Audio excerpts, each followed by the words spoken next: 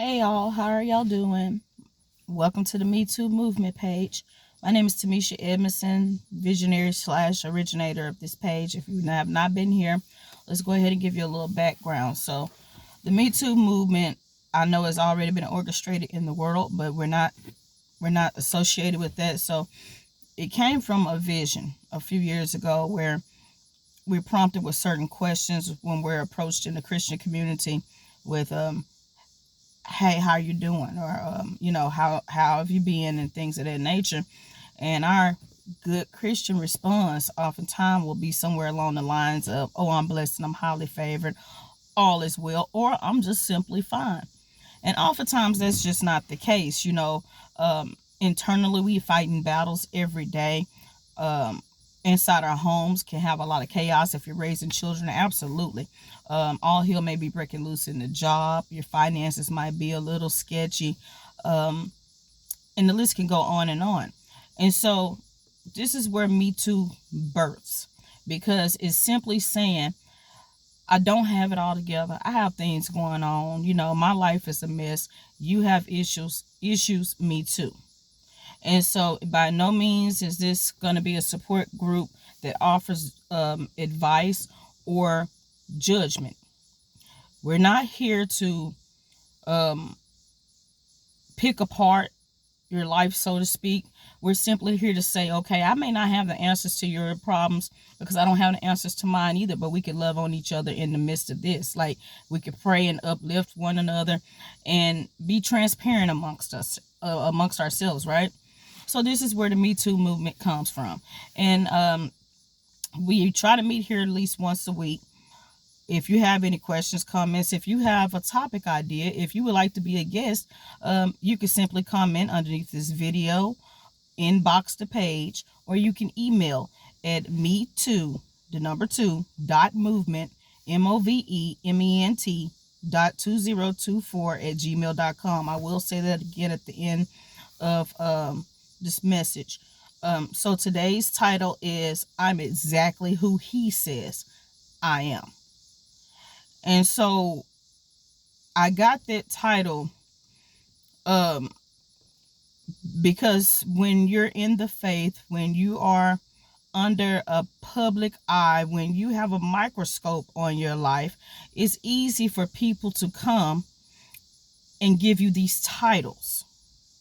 It's also easy for them to label you when they feel like you go against said title. Example: you're a minister, you're a preacher, you're a reverend, you're a pastor. And we should know that we look towards the hills which cometh our help. Our help comes from the Lord. It does not come from that pastor. It does not come from that preacher. It does not come from that deacon. It does not come from the mother. It comes from the Lord. Once we know that, we know to err, ERR, is human. What we oftentimes do is we put our ministers and our pastors under such a microscope to where we expect them to walk this fine line. And when they go against it, then we want to take a title that we didn't give them. We want to take their title away. And that's just not the case. That is not ordained by God in no shape, form, or fashion. So I'm exactly who he says I am. Now, does that allow me the free range to sin and to be out here all buck wild? Absolutely not. But the title did not come from the world. And I'm not going to let the world take away a title that it didn't give me. Now, I fall short, and I sin daily. Not intentional every day. Sometimes I do choose the latter part of good. Let's just be honest. If someone comes across my path and engage in a verbal altercation, God is still working on me as far as that get back, because with me it's going to come really, really swift. Now, I do believe that's God ordained. God did not give me this sass for anything. Now, I do not use it for good all the time. I do not use it for the kingdom all the time. So if you come across and you want to engage in a verbal altercation, I am going to kindly oblige. Am I working on that? Absolutely. I do not have this thing called life altogether. Okay? I fall every day, sometimes twice. But that does not mean that God does not love me any more than before I fell. He doesn't cut me off. He doesn't take away a title that he gave me. That's what the world tends to do. So with me knowing that, I walk a little bit more differently now. In past years, I would have, when I fall, I kind of shun away from the church. When I was drinking, when I was smoking, when I felt like this is what I wanted to do, or when I decided, well, let me rephrase that. When I decided to become sober and I didn't do it with God, I fail often, right? And when I fail, I laid there. Not did I just stay. I laid down, honey, and stayed there. It was only because when I started walking with God, when I understood that his grace and his mercy, his favor and his forgiveness allows me to rise up from when I fail and start walking again. I get a new chance every day that he gives me a different breath to get this thing called life right. And no man can take that from me, because no man gave me that title. I'm exactly who he says I am. And so I wanted to make sure I came across and got that out, because I know there are other people that are just like me. You become under such scrutiny within the church. You're under a microscopic view of your peers.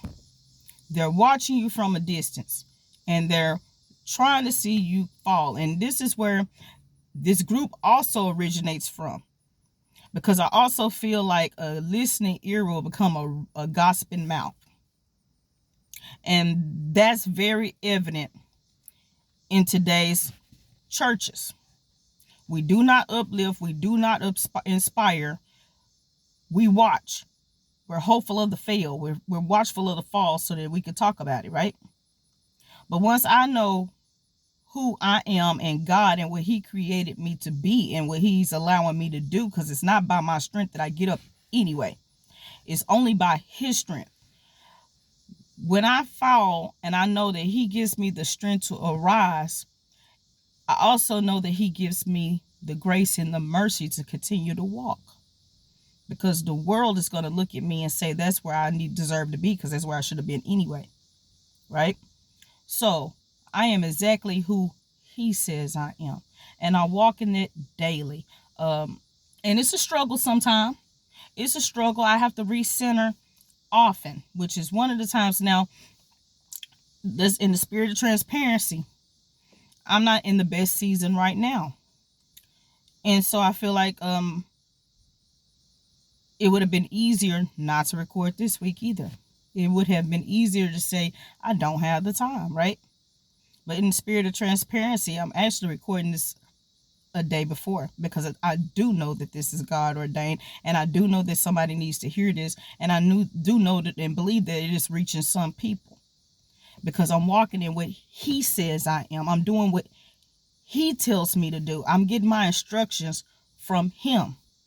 So I'm doing this a day early, because everything that I'm doing is God ordained. So I figured I needed to sit that out there too,